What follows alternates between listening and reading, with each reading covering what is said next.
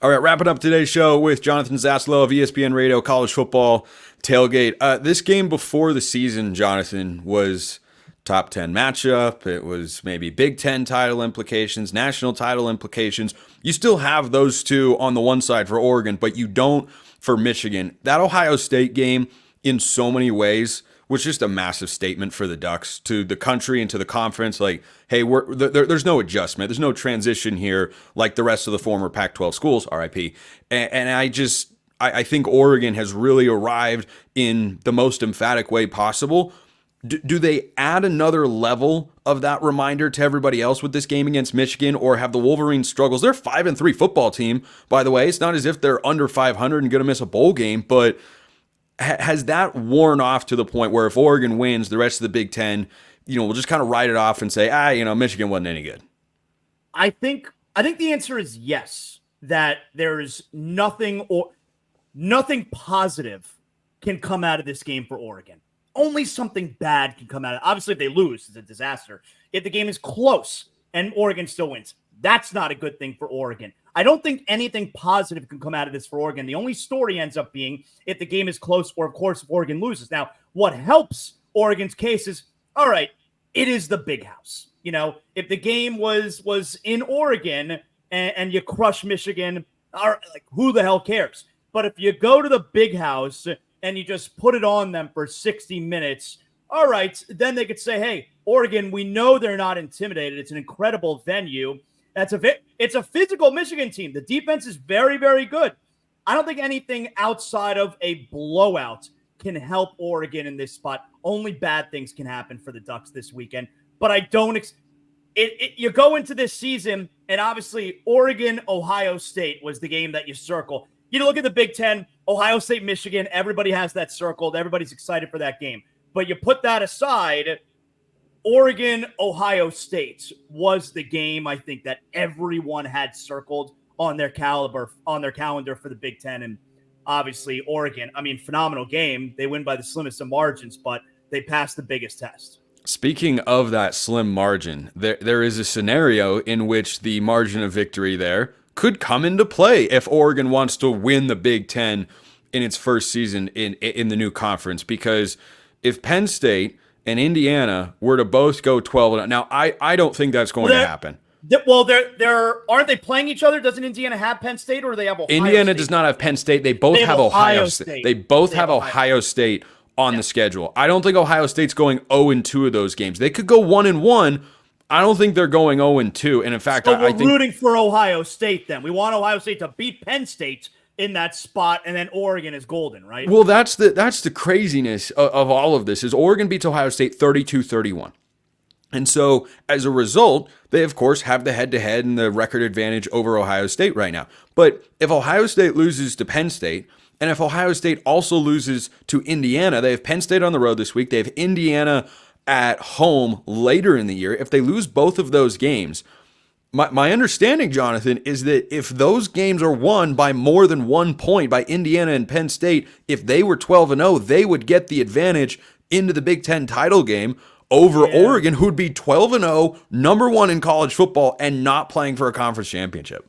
We're dealing with something similar here, too, where we're all trying I'm here in Miami. I'm in South Florida, and you got the ACC. You got undefeated teams, including the Miami Hurricanes, atop the ACC, and we're all focused on the college football playoff and how all of that seeding comes out, which, by the way, on Tuesday, you have the first college football playoff rankings coming out. Very first one, yes. But I feel like we also have to learn what each tiebreaker scenario is without divisions now in these it was so much because Clemson and Miami don't play either, right? Right, and Miami doesn't play SMU. SMU's undefeated also. Pitt is also unbeaten in the ACC, and SMU and Pitt are playing this week. So one team's going to have a loss, but one team's still going to be unbeaten with 3 regular season games left, 3 or 4. Right, so it's a little confusing to also have to keep track of how these tiebreakers work. But in Oregon's case, and it's pretty stupid if you're going to have the number 1 team in the country that loses out on getting to win their conference championship. But, overall, we all know what it's about. Oregon would have the number 1 seed and a first-round bye in the – well, I guess No, they wouldn't. No, they wouldn't have the number bye. 5. Yeah, so they'd be the number 5. 5 seed as a 12-0 non-conference champ, because you have to be a conference champion in order to get a first round bye. And that's a big deal, because then you got to win 4 games instead of winning 3 games, to win the national championship. But you know what, Spencer? I really think, just like how you mentioned with the ACC and SMU and Pitt are playing this weekend, and Indiana is still playing Ohio State. I think these things work themselves out before the end of the season. I agree. Super complicated right now. I think in 2, max 3 weeks from now, it's not going to be as complicated. Yeah, we've had these scenarios before. The Pac-12 a season ago, by the way, you had Oregon at 5-1, you had Washington at 6-0, you had USC at 6-0, and Utah was 5-1, 6-1. And I started talking on what was then Locked On Pac-12, again, RIP, about what the tiebreaker scenarios were and what sort of chaos could ensue, and it worked itself out. And the lesson I think that fans should always take away is help in college football is often given to those who hold their own, which, yes, for those of you Harry Potter fans out there, was half of a Harry Potter quote, because help is always given at Hogwarts to those who ask for it. But if you do everything you can control far more often than not, and I'd say over 80% of the time, Jonathan, you get the result that you deserve. You get the result that you're looking for. And these tiebreaker scenarios, maybe they do come into play, but one of Ohio State and Penn State is obviously losing on Saturday, and I think that's going to be Penn State, and that'll be the first step, and then it'll come down to Indiana and Ohio State. But then if Ohio State beats Penn State, it doesn't matter. It does, right? Because then Penn State would have a loss. Ohio State's got the loss. So if Ohio State wins this weekend, that crazy world where Oregon is 12-0 and does not make the playoff, or does not make the Big Ten championship game, rather, it goes away. Because then it'd be, well, Indiana's 12-0. Okay, well, so's Oregon. 12-0. Boom. Here are your Big Ten championship. Yeah, no, just as important for Oregon this weekend, who I do not believe struggles against Michigan, but just as important for Oregon this weekend, Oregon fans, you're watching Oregon and Michigan, and you're rooting for Ohio State over Penn State. Like, those two games hold equal weight for the Oregon fan this weekend. Yeah, well, I don't know. A little bit more to Oregon, because you got to take care of your business. Yeah, got to take. But once Oregon goes ahead by 3 touchdowns, you're making sure you're catching the end. I know it's big noon, so Oregon's going to start probably right at the end. You got that in your back pocket, and then you can just pay full attention to Oregon and Michigan. Yeah, so last weekend, Oregon, of course, got the big win against Illinois, and the week before they did against Purdue. It's been a while, it feels, 3 weeks to be exact, since Oregon has played a close football game. You and I both think that Oregon will win this game pretty comfortably and cover I think it's up to 15.5, according to our friends at FanDuel, last time that I had checked. But let's take the other side, because there have been a lot of college football games where people on shows just like this one or many others have said, well, this game isn't going to be close. I mean, how many people would have picked Alabama to roll against Vanderbilt? Well, they won the game outright there. So crazier things have happened than Oregon losing at Michigan here. If Oregon struggles or, God forbid, loses the football game, Jonathan, what do you think that looks like? What are the 2 or 3 things that Oregon's really got to stay away from?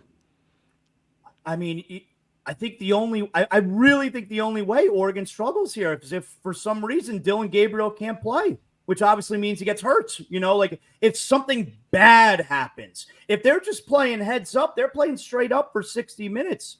We saw Michigan barely got past USC. They won that game late. That USC team sucks, and Michigan barely got past them. I think USC is okay. Really? Yeah. I think USC is okay. I do not think it was an accident that they had a 20-6 lead on Penn State at the half. Now, they can't finish football games, but I don't think that they're that far away from being a good football team again. But Oregon's not okay. I mean, Oregon's great. And so I don't see a way that this game is close. I guess the only way would be if Michigan is able to run the football, you're trying to limit possessions. And that also means that if you're Michigan, you have to be perfect. All right. So running the football, we know Michigan's got great defense. If this game is played in the low 20s, then maybe Michigan has a chance. But I don't expect Oregon not to be able to score 30, at least 30. Jonathan Zaslow, ESPN Radio, College Football Tailgate. You want to sign off with a prediction? You got one for the game, score prediction? Okay, let's do it. And again, college football tailgate for anyone who's going to travel to see the game. We are live there. We're right across from the stadium. We're right across from the big house. We got the Airstream studio. So from 10 a.m. to 1 p.m. Eastern time, college football tailgate, ESPN radio. You come by, say hello. It's a lot of fun. And Ann Arbor, I was there earlier this year. They do it right with the tailgating. All right, prediction. Let's go. Oregon, 34. Michigan, 13. All right. My prediction comes tomorrow. You're all just going to have to wait for it. Jonathan, we appreciate the time. I appreciate all of you listening. I'll see you next time. Have a wonderful rest of your day, and go Ducks.